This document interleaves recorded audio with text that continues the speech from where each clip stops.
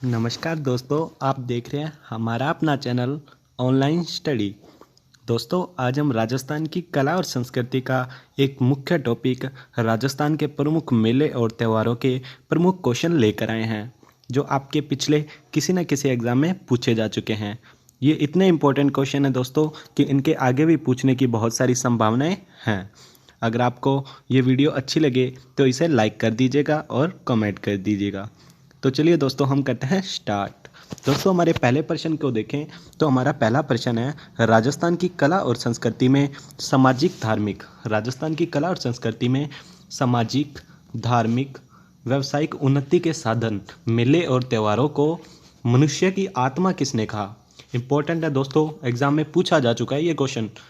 मनुष्य की आत्मा किसने कहा, तो इसका आंसर क्या हो जाएगा? इसका आंसर हो जाएगा पंडित नेहरू ने। किसने कहा दोस्तों? पंडित जवाहरलाल नेहरू ने कहा। याद करने की दोस्तों आप इसे कोशिश कीजिएगा। हमारे अगले क्वेश्चन की ओर चलते हैं। हमारा अगला क्वेश्चन है, किस महोत्सव के साथ मांगलिक कार्यों का प्रारंभ किया जाता है? मतलब राजस्थान में वो कौन सा महोत्सव है जिससे मांगलिक कार्यों का प्रारंभ किया जाता है? तो वो कौन सा है दोस्तों? देव उठनी एकादशी। देव उठनी एकादशी कब होती है? ये कार्तिक शुक्ल एकादशी को क्या मनाई जाती है? देव उठनी एकादशी के साथ मांगलिक कार्यों का प्रारंभ किया जाता है। इसी के साथ अगले प्रश्न की ओर चलते हैं। हमारा जो अगला प्रश्न है वो है त्योहारों का आगमन। वो तो था दोस्तों, वो तो था मांगलिक कार्यों का आयोजन, और यहाँ पे है त्योहारों का आगमन। त्योहारों का आगमन कहाँ से माना जाता है? त्योहारों का आगमन, तो त्योहारों का आगमन हमारे हिंदू धर्म के अनुसार श्रावण मास की तीज से माना जाता है। कब माना जाता है दोस्तों? श्रावण मास की तीज के साथ। राजस्थान में श्रावण मास की तीज के साथ ही त्योहारों का आगमन माना जाता है। और गणगौर, ये भी इंपॉर्टेंट है दोस्तों। आगमन तो माना श्रावण मास की तीज के साथ, और समापन माना है गणगौर के साथ। त्योहारों का समापन कब माना जाता है? गणगौर के साथ माना जाता है।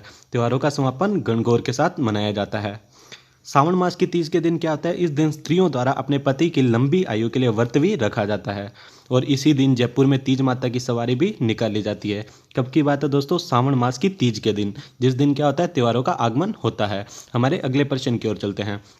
हमारा अगला प्रश्न है वो है त्योहारों का समापन। ये भी अभी देखा है दोस्तों हमने, त्योहारों का आगमन तो माना है श्रावण मास की तीज के दिन, और समापन माना जाता है गणगौर के टाइम। श्रावण त्योहारों का समापन कब माना जाता है दोस्तों? गणगौर के टाइम। हमारा अगला प्रश्न देखते हैं। हमारा अगला प्रश्न है, हिंदू पंचांग के अनुसार छोटी तीज का त्यौहार कब मनाया जाता है? छोटी तीज। तीज दोस्तों, एक छोटी तीज होती है, एक बड़ी तीज होती है, एक हरियाली तीज होती है। यहाँ पे छोटी तीज पूछी है। छोटी तीज का त्यौहार हिंदू माह के अनुसार कौन से माह में मनाया जाता है? हिंदुओं के अनुसार, हिंदू धर्म के अनुसार। तो इसका आंसर क्या हो जाएगा? इसका आंसर हो जाएगा सावन में।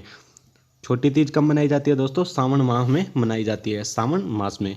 हमारे अगले प्रश्न की ओर चलते हैं। हमारा अगला प्रश्न है वो है, कौन सा धार्मिक मेला, ये मेलों में से प्रश्न है, कौन सा धार्मिक मेला पशु मेले के रूप में नहीं लगता? राजस्थान में आपको पता है, एक तो सीधे मेले लगते हैं और एक पशु मेले भी लगते हैं। तो यहाँ पे कौन सा मेला है जो पशु मेले के रूप में नहीं लगता? तो ये तो आपको पता है, मल्लीनाथ पशु मेला है, कोई दिक्कत ही नहीं है इसमें। पुष्कर मेला, ये भी पशु मेला है। और गोगामेड़ी मेला, तो ये भी पशु मेला है। लेकिन ये जो केला देवी का मेला, ये केला देवी का मेला केला देवी की आराधना के लिए मनाया जाता है, करौली जिले में कालीसील नदी के किनारे। कैसे करौली, कैसे कालीसील नदी के किनारे त्रिकुट पर्वत पर हनुमान जी की माता अंजनी देवी का मंदिर है, जिसे लोक संस्कृति के केला मैया, जिसे अंजनी माता का मंदिर है, उसे क्या कहा जाता है? राजस्थान की संस्कृति के अनुसार केला मैया का कहा जाता है। और इसी दिन क्या होता है? हनुमान जी को लांगुरिया का रूप माना जाता है। हनुमान जी को किसका रूप माना जाता है? लांगुरिया का, जिसके कारण इसी जगह पे कौन सा नृत्य किया जाता है? लांगुरिया नृत्य। ये भी इंपॉर्टेंट है दोस्तों। केला देवी की आराधना में कौन सा नृत्य किया जाता है? लांगुरिया नृत्य किया जाता है। और ये कब आता है? तो ये आता है, ये मेला कब भरता है? चैत्र शुक्ल की अष्टमी के दिन।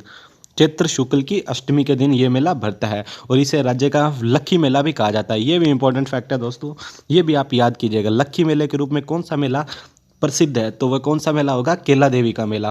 कौन सा मेला हो जाएगा? केला देवी का मेला। और ये कहाँ लगता है?